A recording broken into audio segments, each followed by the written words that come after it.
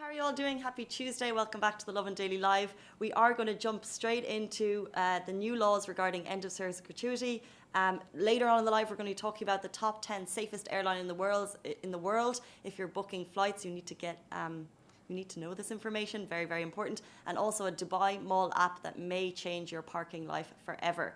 But first of all, we just posted this story this morning, and it's very, very interesting for all workers in the UAE, although these new laws, we're talking about end of service gratuity laws, although these are only pertaining to DIFC, people under the DIFC jurisdiction.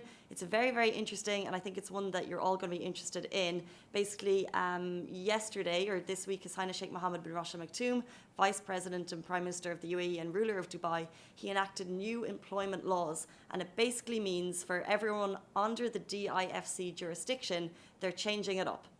So currently it's a different type of end of service gratuity scheme where your employer isn't putting mandatory, the employers aren't putting mandatory amounts every month, but this is totally regulating it in the DIFC. So basically what's happening now in DMCC is for the first 5 years you're getting 20 days basic salary, and over 5 years you're getting 30 days basic salary.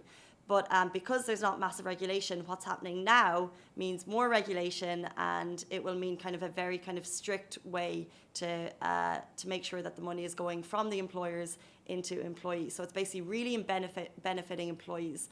So before I kind of get into the more nitty gritty, how much do you, well, it's very important because we're all entitled to end of service. So how much do you know about end of service gratuity? No. Zero. Do you know that you're entitled to it? Absolutely not. What is that? Okay, well, so end of service gratuity, we're all entitled to it, and you get it based on your basic wage. So right now, like I said, at the moment, because we're both under 5 years, but we're both in full-time employment, we're getting 20 days basic salary a year goes into our end of service. So basically when you finish, you should be getting that money back. Then after 5 years, it goes up to 30 days. So it's basically like a pension scheme here in the UAE, similar to that. But now the DMCC are regulating it further. But there's a couple of things kind of on top of that, so people will be interested in how much will be going, and also the fact that it starts on February 1, so employers are really going to have to get their act together and make sure they're contributing 5.83% of monthly basic wage in the first 5 years, and then it goes up to 8.3% of your monthly basic wage. So forget your savings. This is money that's going to go directly into your account by your employers, but you get it at the end, obviously. So it's called a qualifying savings scheme. Do you think it's good improvement? Absolutely. What do you guys think? Do you guys know how much you're getting at the moment? Do you guys know how much you're entitled to? Because what can happen is people are really not aware. It's a bit kind of, I know right here, I actually asked Shanaz, who works in accounts, before I came in, and they're obviously putting the money aside, but that it can be a grey area, and in some cases employers aren't, because and then there's a lot of money kind of in the background. But if you guys have any questions, I've kind of outlined it a little bit better in an article, Love in Dubai. It explains it a little bit better than I can. And actually, I'll drop the link into the comments here right now. And also, one more thing about it is that you can make voluntary contributions into it. So if you're thinking about a savings scheme for yourself from your own money, you can also put that into it, I think. So I think that's great, because it's I don't know, it's done. We don't have to think about banks and charges. I'm sure there will be banks and there will be fees, of course, but this is like a very streamlined way. But then you put your money aside and you don't think about it, and you can't actually touch it. You can't actually touch it. You're done. Yeah. Exactly. So it's a really good way to save. So like I said, this is DMCC, and we are in the this is DIFC, excuse me, I said this is DIFC, and we are in DFC jurisdiction here. Depends where you are, and if you guys have any questions, like I said, it's explained a little bit better in the article I just posted on Love in Dubai that we will share in the link in the comments below. And if you have any questions, I'll try my best to answer them. But moving on to our next story, we're talking about the world's top 10 safest airlines, and I think this is so important.